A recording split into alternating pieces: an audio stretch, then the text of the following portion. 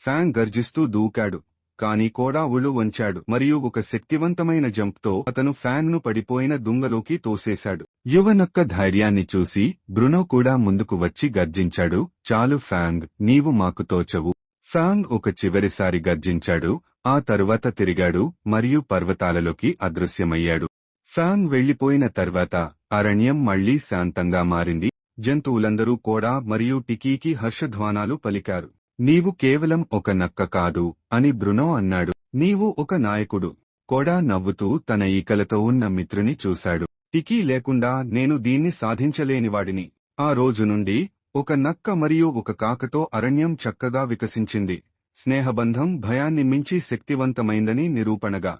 ఫాంగ్ వెళ్లిన తర్వాత అడవి మారిపోయింది.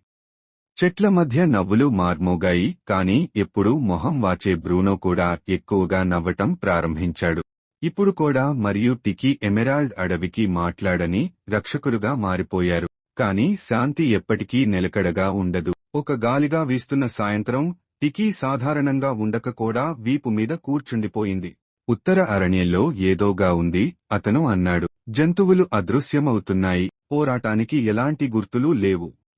అదృశ్యమవుతున్నాయి.